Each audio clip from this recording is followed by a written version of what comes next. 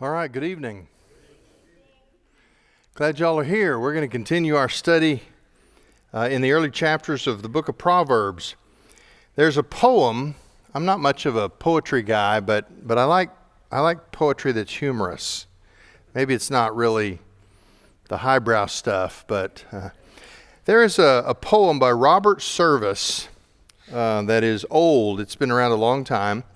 It's called The Cremation of Sam McGee.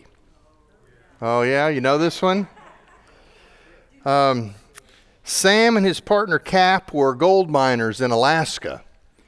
But Sam was from Tennessee and hated the cold more than anything else. He was willing to survive it because he was just that passionate about gold. Gold fever was the only thing that could make him endure the ongoing misery of prospecting in Alaska.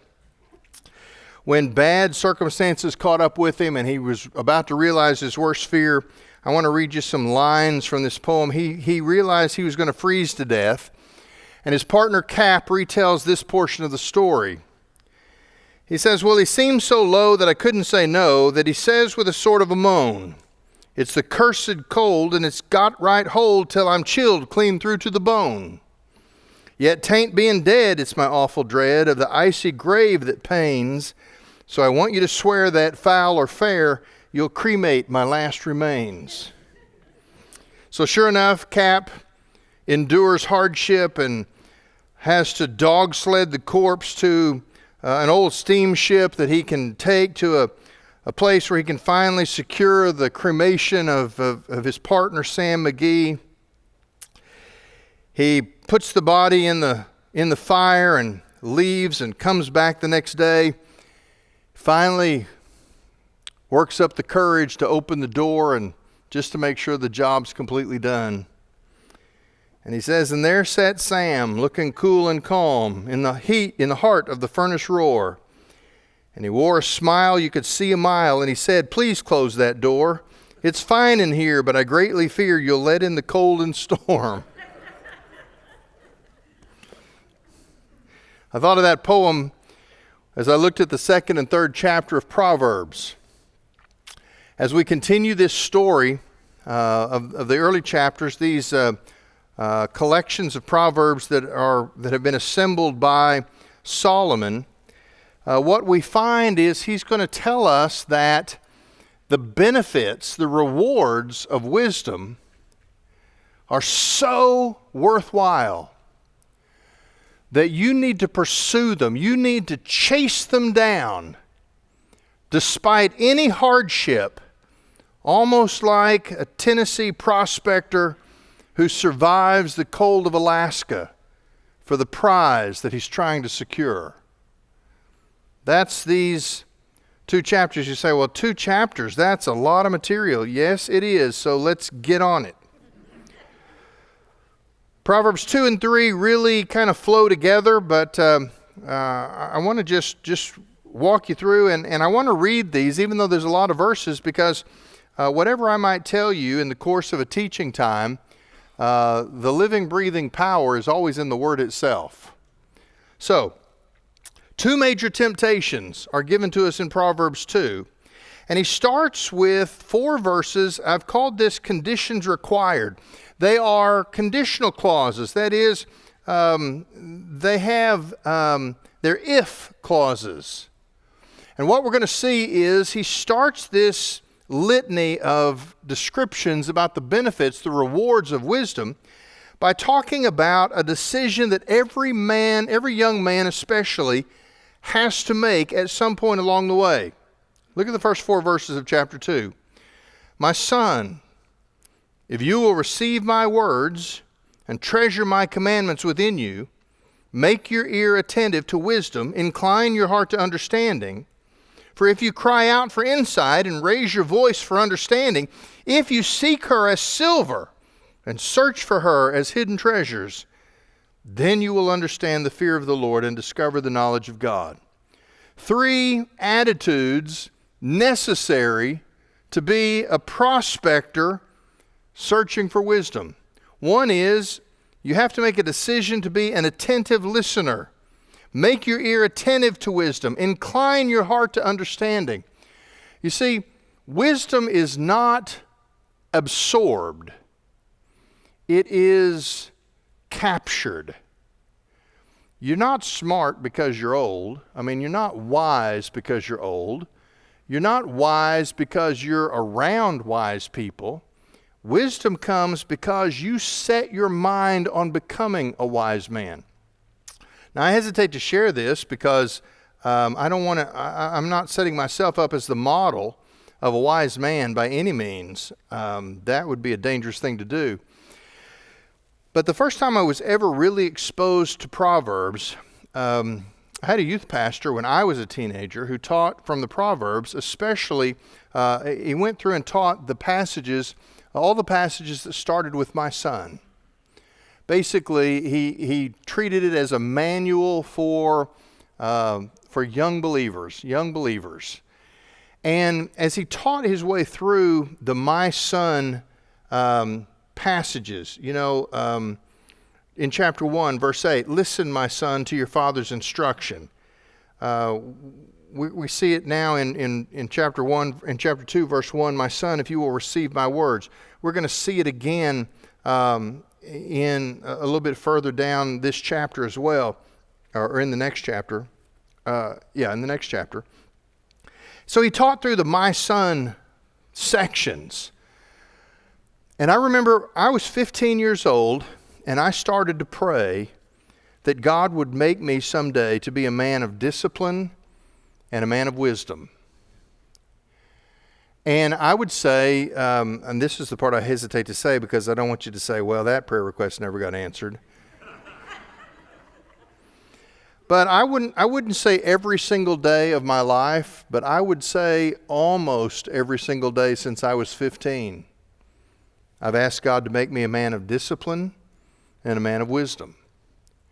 And I thought about that as I worked through these couple of chapters today because wisdom is not something you pick up casually along the way. It's something you set out to get. You have attentive listening. You yearn for wisdom. He says, if you seek her, if you cry out for insight and raise your voice for understanding, if you go to God and say, this is what I really want, I'm crying out for insight, attentive listening, yearning for wisdom, but also you have to have a determination that's marked by diligence. It's as if you've lost money and you've got to find it, and you search everywhere, and you look at every nook and cranny. Verse 4 says, if you seek her as silver and search for her as hidden treasures. These are the attitudes, particularly a young man, but frankly all of us, these are the conditions required if we would be men and women of wisdom. Well, if you have those attitudes, if you cultivate attentive listening, yearning for wisdom, and diligent searching, he says you're going to get some results. In verses 5 through 8, he emphasizes that the first result, and if those first phrases begin with if, so now we have a series of phrases that begin with then. If then. If you have these attitudes, then this is what's going to happen. These are the results. In verses 5 through 8, he's going to emphasize that one of the results of seeking after wisdom is that we will understand God and his ways better. Look at 5 through 8. Then you will understand the fear of the Lord and discover the knowledge of God. For the Lord gives wisdom, from his mouth come knowledge and understanding. He stores up sound wisdom for the upright. He is a shield to those who walk in integrity, guarding the paths of justice, and he watches over the way of his godly ones. Now that's interesting because what the writer of Proverbs is telling us here is that seeking after wisdom, one of the ways we find wisdom is we pay particular attention to what a theologian might call providential care. In other words, one of the ways to learn wisdom is to focus on the way God diligently takes care of his own people.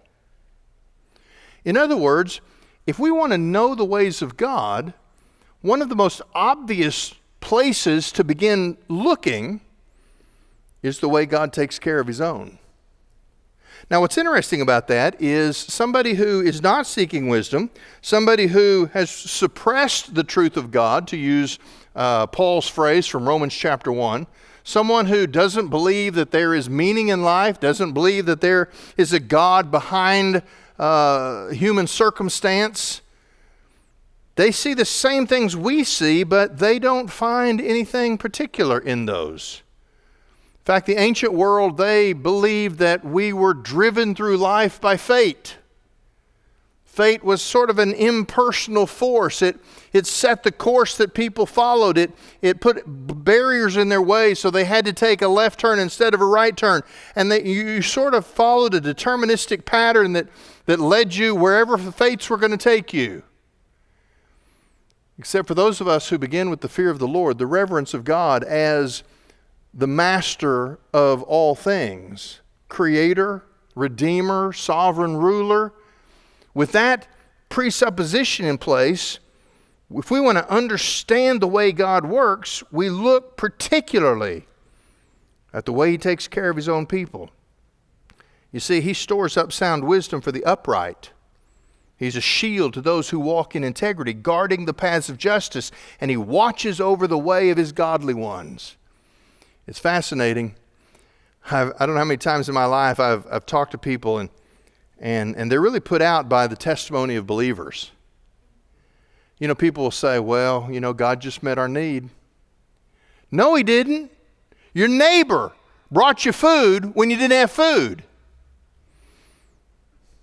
That's true. My neighbor brought me food when I didn't have food. But see, I didn't ask my neighbor, I asked God. God used my neighbor to bring me food. Well, you're just making that up. You're just assigning credit to a fairy tale. Okay. But remember, the fear of the Lord is the beginning of the knowledge, and a fool rejects understanding. You see, there are facts, that's knowledge.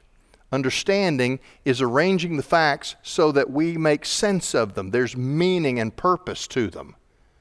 Wisdom then is the jumping off place for putting that knowledge and understanding into action as ethical living. So when somebody says, oh, you're just saying God did that, what have they done? They have the same facts that we have, but they don't have the understanding to assemble the facts so that there's meaning to them. To the fool, facts are random. They're arbitrary. They're accidental. But for the one seeking wisdom, he knows that God is behind these things, and he watches for that.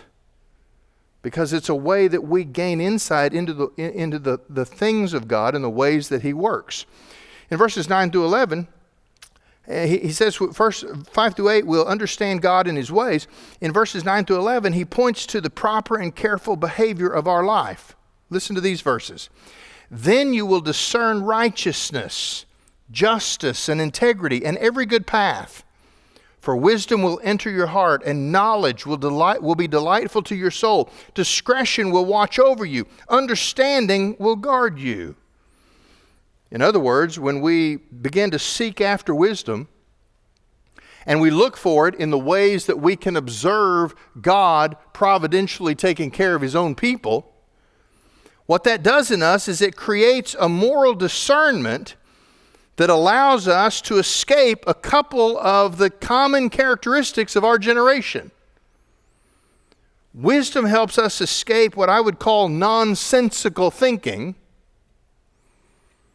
Do we not live in a generation that believes the craziest things?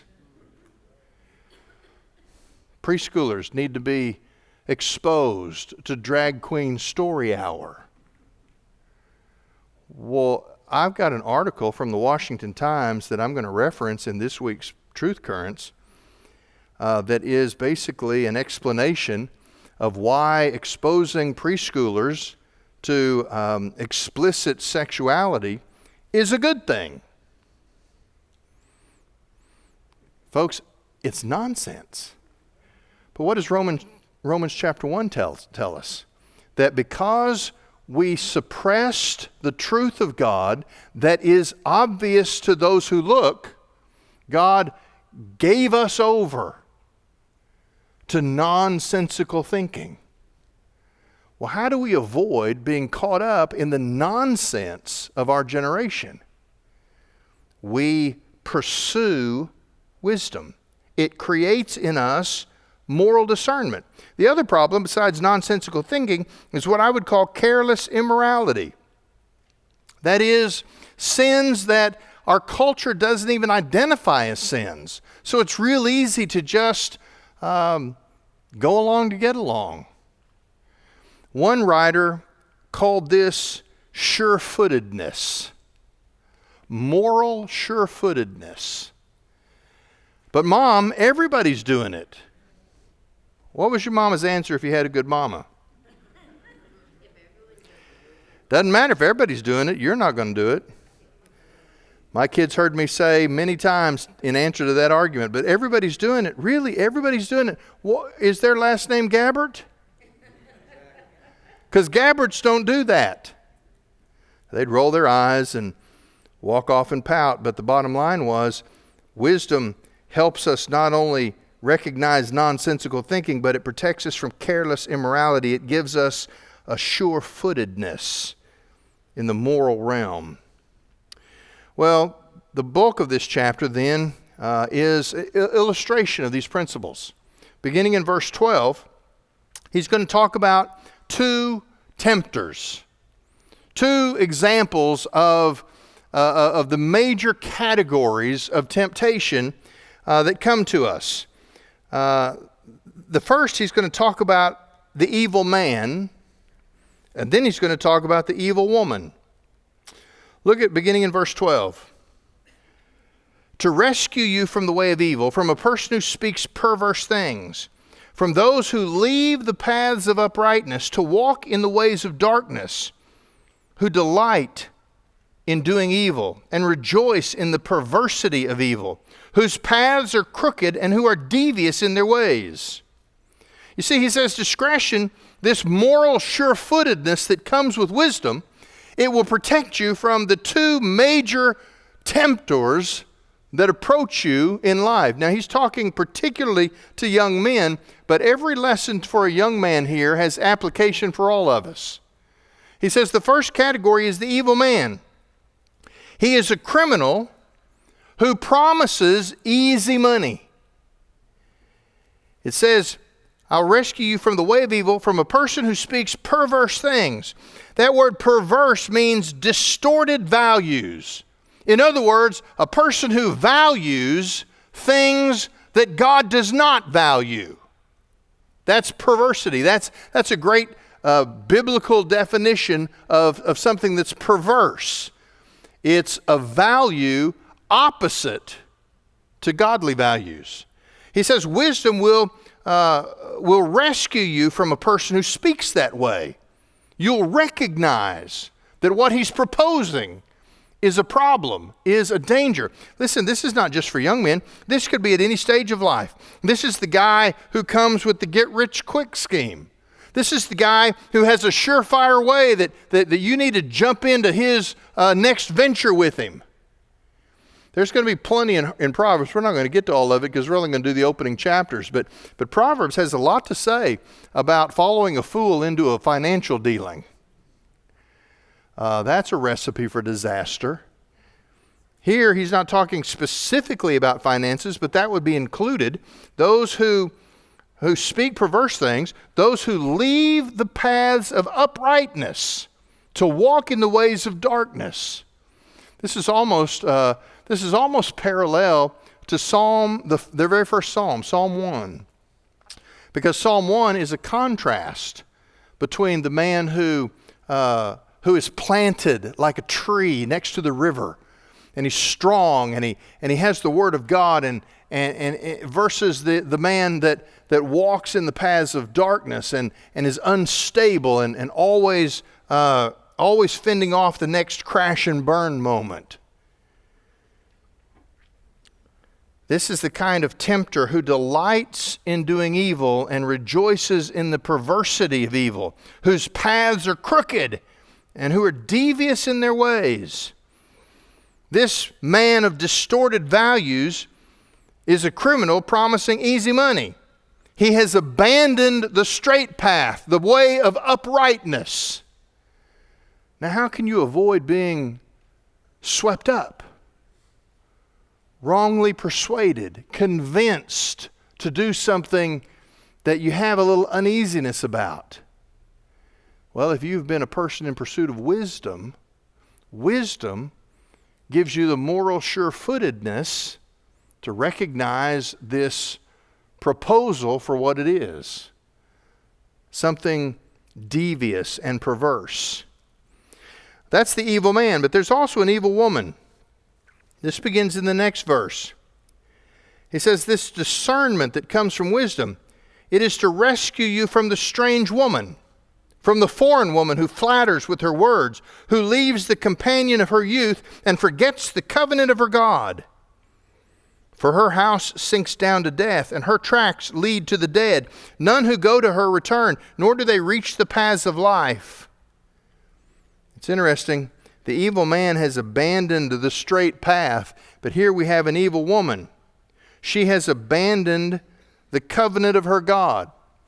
Let me explain that. This woman is, if the evil man is a criminal promising easy money, the evil woman is seemingly a prostitute who is promising easy sex. She's a strange woman, and she flatters with her words. The Hebrew word there that is translated here, flatters, is often translated seduces. There's a seduction here because she offers pleasure and she appeals to the inflated ego of a young man. She seduces him. She flatters him. She tells him how wonderful he is and all of the things that she can offer. But see, this is what tells us. In verse 13, it told us that the evil man leaves the paths of unrighteousness to walk in the ways of darkness. That's his veering off of the path. With the woman, the verse is verse 17. She leaves the companion of her youth. That's probably a poetic way of referring to her husband. And she forgets the covenant of her God. Now, that's translated covenant, but in the context of leaving her husband, it probably refers to her marriage vows. In the ancient world, there was no real availability for divorce for the women's side of a marriage.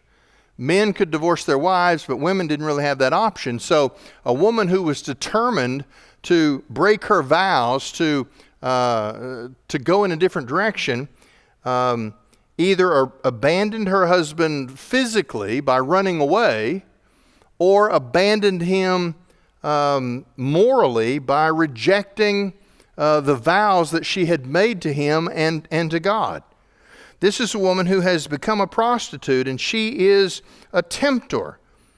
Both paths, the evil man offering easy money with perverse values, and the evil woman promising easy sex with her seduction of his inflated ego, they both lead to destruction.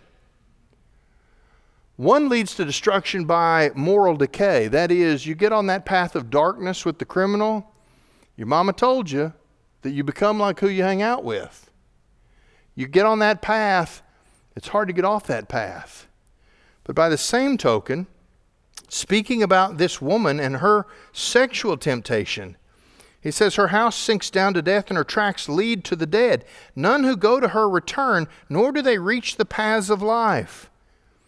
This is heavy language, frankly, that acknowledges that there is a bondage that comes with sexual sin that is almost greater than any other kind of sin you can be bound to. When people fall into a habit of sexual sin, it is in many ways more gripping, harder to break free from than alcohol or drugs or other things that we typically assign to addiction. Sexual sin, Paul tells us, is an actual sin that you commit against your own body. And the writer of the Proverbs recognizes that in this realm of sin, frankly, in both of these illustrations, the temptation for easy shortcuts to gain money and power and influence and position, and the temptation for free and easy sex that seems to have no consequences. They are the two major categories of things that will devastate a life. The life that takes decades to establish with integrity can take minutes to lose that integrity in the eyes of the people who know you. Well, he summarizes these two options in the last verses.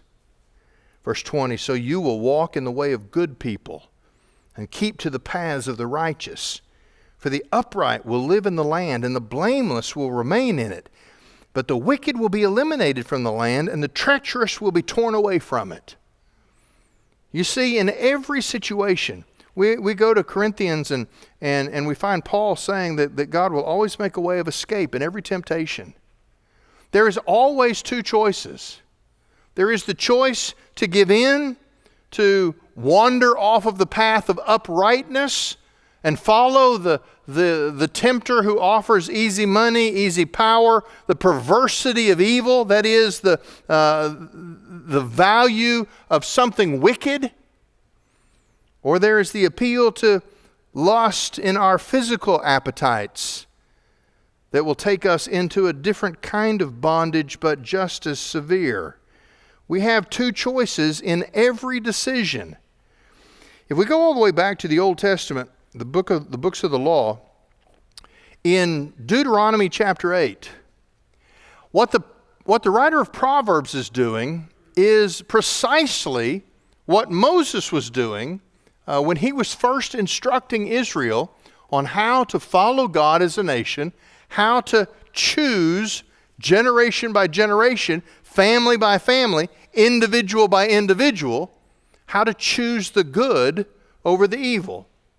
In Deuteronomy chapter 8, the first two verses, he says, all the commandments that I am commanding you today, you shall be careful to do so that you may live and increase and go in and take possession of the land which the Lord swore to give to your forefathers. And you shall remember all the way which the Lord your God has led you in the wilderness these 40 years in order to humble you, putting you to the test to know what was in your heart, whether you would keep his commandments or not. Remember we said wisdom, part of the way to gain wisdom is to pay attention to the way God takes care of his people. Moses said part of the way that you'll be successful in the promised land is if you never forget what God did in the wilderness. But there's another option. There's another choice. Look in Deuteronomy chapter 8, drop down to verse 15. He who led you through the great and terrible wilderness with its fiery serpents and scorpions and its thirsty ground where there was no water, he who brought water for you out of the rock of flint. In the wilderness it was he who fed you manna, which your fathers did not know, in order to humble you and in order to put you to the test, to do good for you in the end. See, he's rehearsing their memories, because that's how they gain wisdom going forward, is they review what they know of the way God took care of his people. Verse 19, but it shall come about, if you ever forget the Lord your God and follow other gods and serve and worship them, I testify against you today that you will certainly perish. Like the nations that the Lord eliminates from you, so you shall perish, because you would not listen to the voice of the Lord your God. The trickiest part of temptation, honestly, is that temptation never presents itself as two balanced options that you can compare and choose between. Temptation always, like propaganda, it always sells the one and minimizes the other. There won't be any consequences. Nobody's going to know. It really doesn't matter. You're all grown up. You can decide what you want to do. It emphasizes one side and minimizes the other side. Here's what wisdom does. Wisdom brings them back and puts them side by side and then makes a choice. You see, if the temptation with all of its promise is right in front of our face, but the consequences, the opposite side, the path of uprightness, if you will, if that's been minimized, if you've willingly sort of pushed it aside because you don't want to think about that, well, then temptation is very difficult to withstand. Because frankly, the pressure of temptation gets harder and harder and harder until you do one of two things. There's only two ways to ease temptation's pull on you. One is to just give in. The pressure that builds for temptation, you give in, releases the temptation. Only now, here comes the guilt, here comes the regret, here comes the consequences. The other way to eliminate the pressure of temptation is that you, by wisdom, you call to mind the other option in front of you. And once you choose, once you make a choice, the appeal of the temptation begins to fade away. We could get real specific with lots of individual temptations, but that really wouldn't be that useful because it's the principle and it applies in every situation. Whether it's the temptation to steal, the temptation to cheat, the temptation to lie, the temptation always presents its best foot forward, but wisdom allows us the sure-footedness to bring both options and put them side by side. And when you put the options side by side, it's a lot easier to make the right choice. The path of uprightness actually is more appealing to the man hungry for wisdom. But he has to bring it into the front of his brain. It can't just be back here somewhere while he's focused on the temptation. Well, that's chapter 2. Two major areas of temptation. Chapter 3, an invitation to the life of faith. This is the call into this life that wisdom will lead us to. Devotion to God in Proverbs, devotion to God and devotion to wisdom are inseparable. Chapter 3 is a chapter that issues a call to what one writer called, I like this phrase, the full richness of the life of faith. There is a satisfaction in the life of faith. But it is only found, it's not found by people who try and keep a list of regulations, of do's and don'ts, of rules, as a religious duty that they're just trying to keep God off their back. No, you have to be hungry for the life of faith. Without that hunger, it's too easy to minimize the things of God. Temptations look that much more appealing, and you have become the one who chases after the wicked man or the wicked woman. You're not living by faith. You now have the category of fool. In chapter 3, I've listed parental appeals, and these are two sections that have the my son intro, and I want to do them together. It's verses 1 through 4, and then verses 21 through 26. So let's do them together because they both fit this idea of a father instructing his young son. Verses 1 through 4, chapter 3. My son, do not forget my teaching, but have your heart comply with my commandments. For length of days and years of life and peace they will add to you. Do not let kindness and truth leave you. Bind them around your neck. Write them on the tablet of your heart, so you will find favor and a good reputation in the sight of God and man. In verse 2, he says, length of days and years of life and peace they will add to you. That is, when you when you strive after the life of living, of walking the path of uprightness, of living the way that God has invited us to live, these are the rewards of obedience. He says, length of days and years of life. That is a full, rich life. Now, remember, Proverbs are not always promises. He's not saying that no one who is faithful and godly has ever died a young death. That's not the suggestion here. But he's saying, as a general rule of thumb, one of the blessings of wisdom is long life. Now, why would that be? Because the wise man makes less stupid decisions in life. It makes logical sense. It's not that God just chooses to give long life. He does.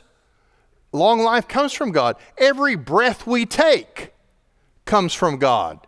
He's numbered our steps. So yes, long life is a gift from God. It's in His hands to give. But He loves to give long life to those who live by wisdom. They make wise choices. But it also says that another consequence is peace. Peace they will add to you. Now, here's the thing about peace.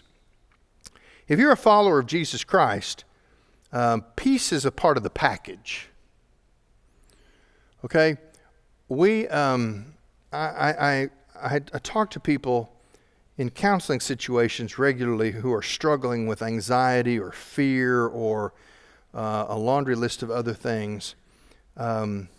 Now, I'm not going to minimize the reality of physical maladies that produce emotional and mental consequences. Okay?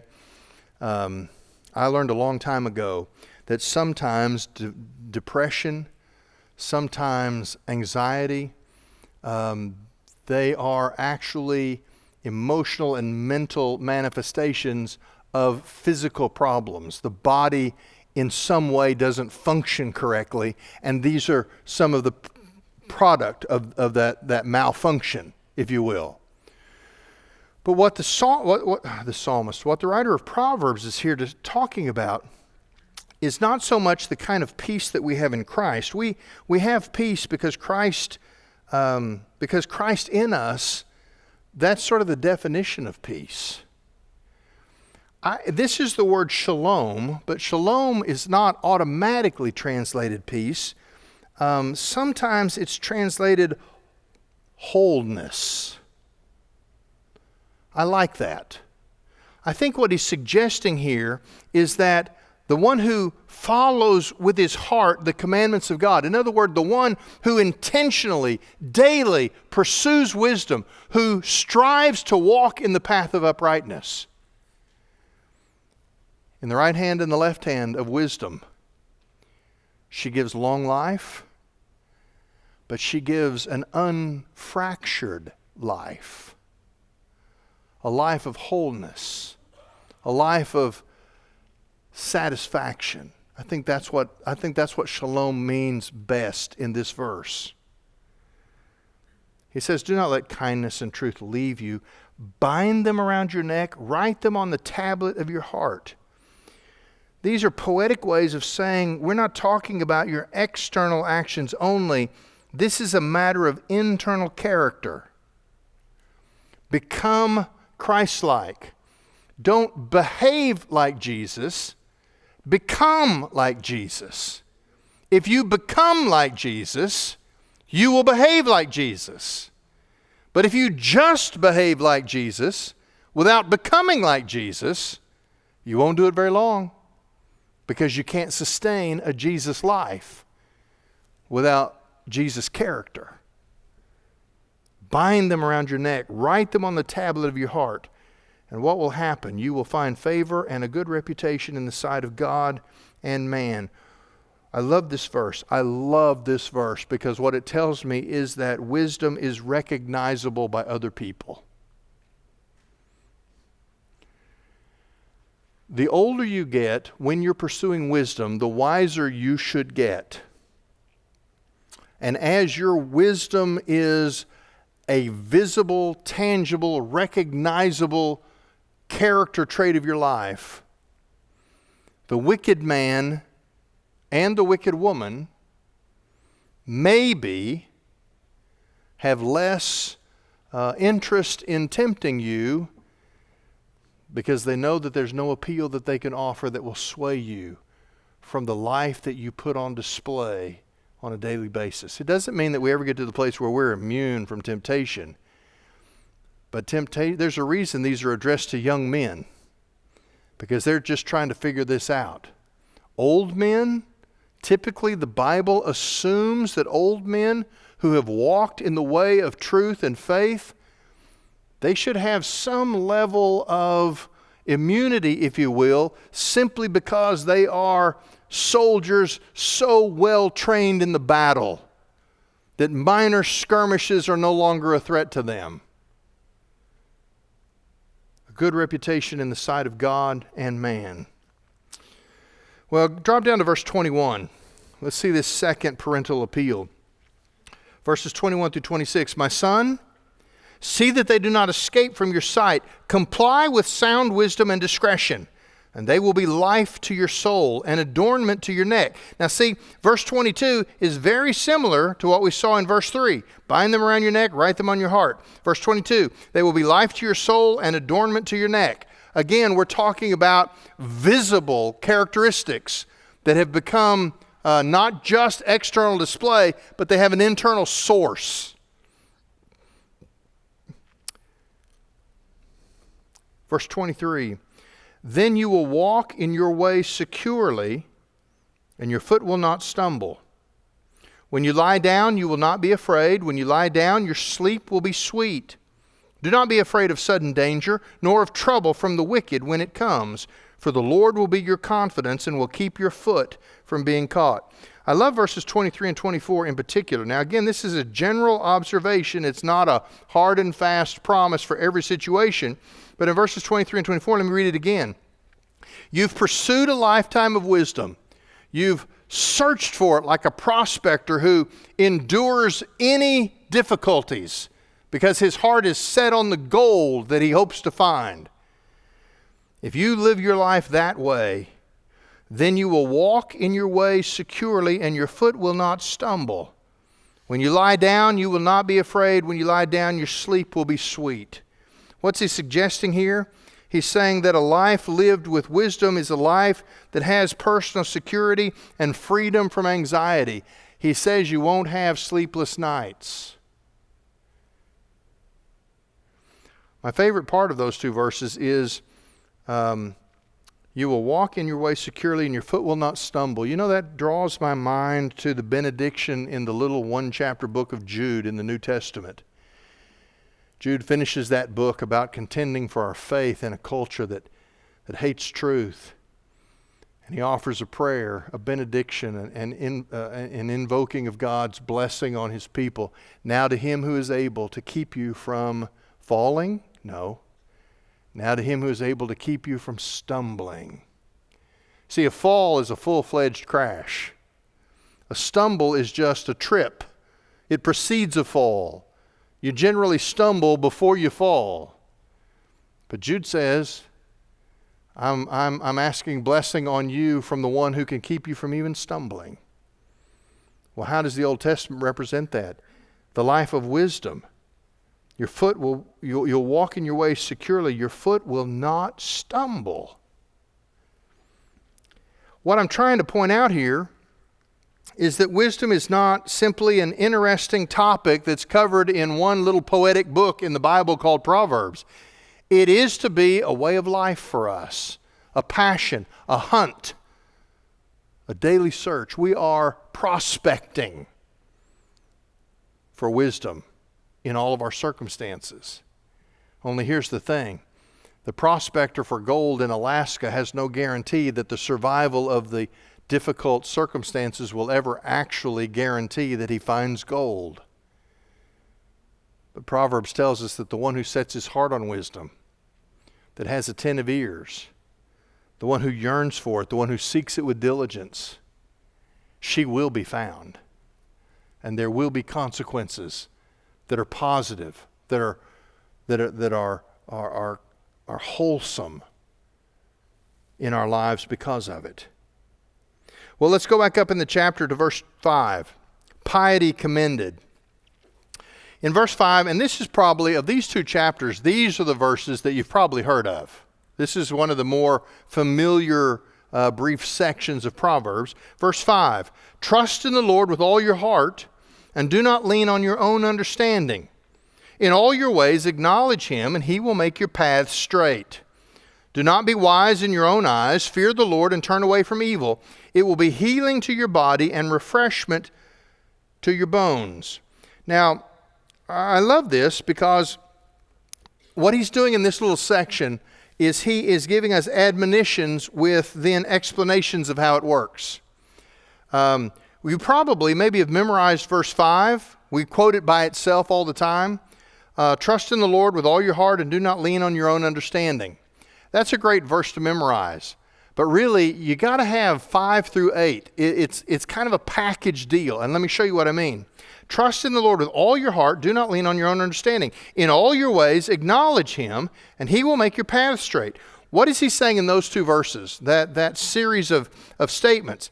He's saying that when we don't make ourselves the standard by which we evaluate information. See, no matter how smart we are, it's not about intelligence. No matter how intelligent we are, our own understanding, apart from the fear of the Lord, which then produces godly understanding. Remember, understanding is the way to make sense of facts. Facts are knowledge. Knowledge, understanding, wisdom.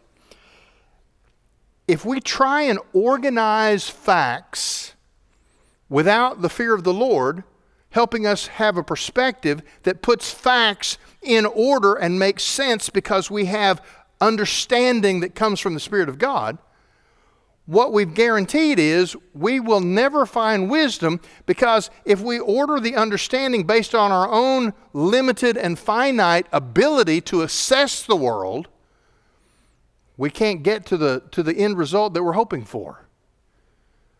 So, trust in the Lord with your heart. Do not lean on your own understanding. In all your ways, acknowledge him. Those are parallels. Trust in the Lord with all your heart. How do you do that? Well, in all your ways, you acknowledge him. That is, you bring God into the consideration process for every decision. In all your ways, acknowledge him. Make God a part of the decision-making process. What do we do when we're not wise? We figure things out to our own satisfaction.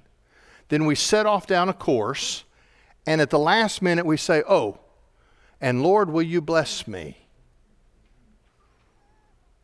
God is not the safety net that you drag out at the last minute to try and guarantee that you can accomplish what you've strategized.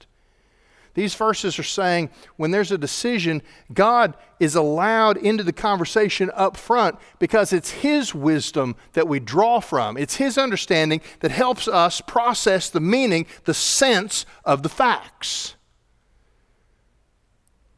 Do not be wise in your own eyes. That's the point of all of this. Fear the Lord and turn away from evil. It will be healing to your body and refreshment to your bones. I love these verses. What he's suggesting is that if we're going to be pious people, there needs to be some level of intellectual humility in us that recognizes that we are not smart enough to call all the shots in our life, even though we really would like to think that we are. That intellectual humility, if you will, is followed by a submission of all of our resources. Look at verses 9 and 10. Honor the Lord from your wealth and from the first of all your produce. Then your barns will be filled with plenty and your vats will overflow with new wine. The suggestion here is that it is not a religious obligation. God doesn't need your money, but you and I need to give God his portion of the resources that he has placed in our hands, because it is with honoring the Lord in those resources that the blessing of heaven flows to us in the material realm. In other words, there is no guarantee that you will never be poor, you will never have struggles, you will never be sick if you're a follower of Jesus. That is not what the Bible teaches.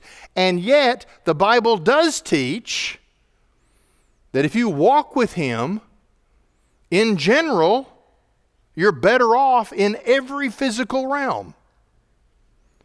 You do have enough. He promises that. Now, the problem there, where we've gotten off base, is Americans have a real different take on what enough is. Okay? And so that's why the really heterodox or unorthodox teachings that come from some television preachers about money, that's where that comes from. Because when the Bible says that God will meet all your needs, He just like He clothes the lilies of the field, He feeds the birds of the air. He will give us enough. But see, we've uniquely changed. We've moved the goalposts on what is enough. Well, how do we move them back? We live by wisdom. We discover God's way of doing things, and we lean not into our own understanding. We don't make sense of things based on our brain. We make sense of things based on who God is. And one of the things God says is, you give the portion out of what I've given you, you give it back to me to honor me, to declare your loyalty to me. And frankly, He says, I dare you to do it. Because if you'll keep this part of your responsibility, remember the phrase I've used before, we shovel it out and God shovels it in, and God has a bigger shovel than we do. That's the way this works. Now, He then takes us to patient acceptance of divine discipline. Look at verses 11 and 12. My son, do not reject the discipline of the Lord or loathe His rebuke. For whom the Lord loves, He disciplines, just as a father disciplines the son in whom He delights. Now, two things about those verses. Number one, those verses are strangely reminiscent of what we're told in the book of Hebrews, that God disciplines those that He loves. He disciplines His own children. But here's what we need to understand about that. Discipline in our generation has developed a negative connotation, which has come to mean punishment. That is not what the biblical term discipline refers to. It is not punishment. It is teaching and training. What he's suggesting here is the same way that a child is disciplined. That is, those moments when you sit down and have a come to Jesus moment. Whether it's a swat on the backside or a timeout or being sent to your room or eating your dinner even after it's gotten cold. It's a cruel and ugly parent that punishes. Discipline is about instruction. The Lord doesn't punish. In fact, He doesn't sit up and go, okay, watch one more inch. There He did. He crossed the line. I'm getting him now. That is not God. That's not a good God. That's not a loving Father. He's not here to punish us. But He does discipline us in the sense that He puts us in circumstances that train us to do it better. Think about it in terms of the discipline on a military base. You mess up, you do push-ups. You mess up, you run the track. You mess up, you clean the latrine. But they aren't punishments. Even those practices are designed to, in your brain, secure the lesson of what you did wrong so you don't do it again. But at the same time, guess what all that running and all those push-ups do? Make you a better soldier. Make you stronger. Make you able to do the task in front of you more effectively and efficiently. That's the discipline of God. It's not arbitrary punishment because God is angry with us.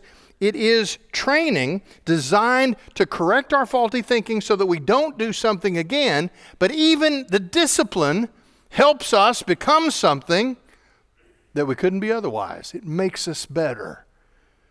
And He says, don't reject that discipline or loathe His rebuke. If the Lord loves you, He teaches you, He trains you, He disciplines you the same way a father does the son in whom He delights. This is not a father who revels in being mean, Paul tells us fathers not to provoke their children to anger. That's not godliness. Discipline. I never understood that phrase. The joke that when parents say to their kids, this is going to hurt me more than it hurts you. You have to be a parent for that to start to make sense. Discipline is hard. I remember a time, I won't give you the details, but I remember a time when we had one of those battles that had to be won. And I would go in and deal with it and come out, and then Diane would go in and deal with it and then come out. And I remember in between those head-butting encounters, watching her sit on the couch just weep like a baby, because the discipline was difficult for the parents. But it was a battle that had to be won because we loved our child so much that we couldn't afford for that path to be unchallenged. That's what's being spoken of here. All right, here's what I want you to do. We've taken this through verse 12. In fact, we did verses 21 through 26, so we're almost finished with this chapter. So we're going to put a tiny little mark next to verse 13, and that's where we're going to pick up. Next week we'll pick up, because really I hoped to get through 2 and 3, but frankly 4 is also a part of this section. So we'll just pick it up from the middle here and go through chapter 4 next week, and we'll see these rewards of wisdom that continue to play out. Chapters 2, 3, and 4 are really one extended section. So we'll pick it up and go through chapter 4 next week. But think through these things. Let the Spirit mull this over in your mind. What do we know so far? Knowledge, facts, understanding makes sense of knowledge, and that leads to wisdom. So how do we get from the start to the finish? Well, the fear of the Lord is the beginning place. Proper reverence. God is God and we are not. But then there are attentive ears.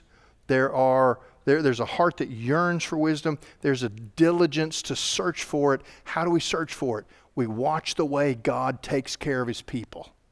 And we learn from those lessons, how He provides, how He protects, how He disciplines. And we watch what He does in our lives. And we learn from that the same way that a child learns from his parents what to do and what not to do. That moral sure-footedness that comes from wisdom helps us recognize temptation when it comes, and it keeps the other option in the front of our brain so that we can decide the wise choice of which path to walk on. And we do it all knowing that none of that can be accomplished unless we don't trust our own understanding, but we lean on the Lord. In all of our ways, we acknowledge Him. He's, bottom line, He's flat out smarter than you. If we'd ever really buy into that, it would solve a whole bunch of problems. He will keep us not just from falling, but from even stumbling. And that's the life of security and contentment, wholeness, lack of anxiety, absence of fear. That's the life He wants you to have. And it's there for the taking if we stay on the path and chase after it. Father, thank you so much for your word. These words of wisdom, these reminders of the choices all the way back. Father, it's interesting how we go all the way back to Deuteronomy and we find this, and we go all the way forward into the New Testament and we find it. The Bible is so clearly authored by one author. Dozens of individual human writers, different languages, different cultures, spread out over 1,500 years, and yet one book with one author. Father, we believe that with all of our heart because we see the evidence of it everywhere we look. Be our teacher. Let these proverbs strengthen our minds and lead us to wisdom day by day. so that we might put on display for others to see a reputation of wisdom that comes because we walk in the power of your Holy Spirit. Father, this is our prayer in Jesus' name. Amen.